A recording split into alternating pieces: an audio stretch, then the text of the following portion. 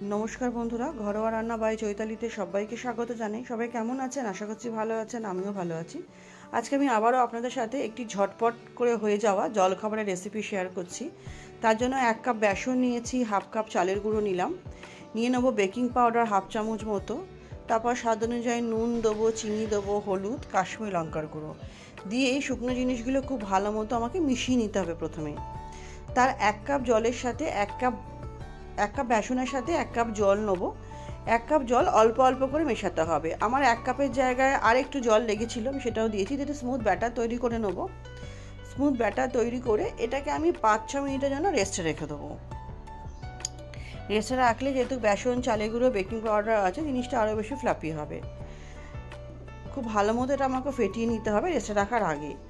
তারপরে আমি একটা ফ্রাইং প্যান নিয়ে নেবো। তোমরা রেগুলার চাটু থাকলেও অসুবিধা নেই। ফ্রাইং প্যান নিয়ে নেবো, তার মধ্যে সামান্য একটু তেল দিয়ে জল দিয়ে দেবো। দিয়ে এটাকে একটা টিস্যু পেপারের মাধ্যমে ভালো মতো মুছে নিতে হবে, যাতে এটা তেল তেলে ভাব চলে আসে এর মধ্যে। তারপরে ব্যাটারটা এক হাতা মতো দিয়ে এটাকে এই হাতার পেছনে যে গোল সাইজটা তা দিয়ে খুব ভালো মতো এরকম করে ছড়িয়ে নিতে হবে। খুব সুন্দরভাবে ছড়িয়ে নেবো। এটা ছড়িয়ে নিয়ে ওপর দিয়ে সামান্য একটু তেল দিয়ে দেবো। তেলটাও আমি একটু ভালো মতো মিশিয়ে নেবো, যাতে এই যেটা বানাচ্ছি বেসনের শিলা তার যেন চারদিকে যেন লেগে যায়। তারপর ওপর দিয়ে অল্প একটু পেঁয়াজ, অল্প একটু টমেটো, অল্প একটু ধনেপাতা দিয়ে, যদি ছোট বাচ্চা খায়, আমার যেহেতু মেয়ে খাবে, আমি অল্প একটু চিজও গ্রেট করে দিয়েছিলাম। চিজ দিয়েছি, দিয়ে ও এখন একটু ঝাল খেতে শিখেছে বলে হালকা একটু চিলি ফ্লেক্স দিয়েছি, আর একটু মিক্স হার্বস দিয়েছি। চিলি ফ্লেক্স, মিক্স হার্ব দুটোই অপশনাল, তোমরা চাইলে স্কিপ করতেই পারো। দিয়ে এটাকে আমি দুপাশ দিয়ে ভালো মতো মুড়ে নিলেই আমার রেডি হয়ে যাবে বেসনের এই রেসিপিটা। সকালে গরম গরম জলখাবারে দিলে বাচ্চারা তো এমনিই খেয়ে নেবে। যদি চাও তো সাথে টমেটো সস বা কোনো যদি চাটনি থাকে ঘরে, সেটার সঙ্গে সার্ভ করতে পারো।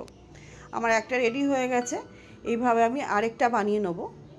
নতুন বন্ধু যারা আমার চ্যানেলে আমার ভিডিওটি প্রথম দেখছো, যদি আমার ভিডিওটি বা রেসিপিগুলো তোমাদের সামান্য হলেও ভালো লেগে থাকে, অনুরোধ করব চ্যানেলটি সাবস্ক্রাইব করে পাশে থাকা বেল আইকনটি প্রেস করে নেবেন, নতুন নতুন রেসিপি যাতে সর্বপ্রথম তোমাদের কাছে পৌঁছে দেওয়া হয়। আর পুরনো বন্ধুদের অনেক ধন্যবাদ পাশে থাকার জন্য।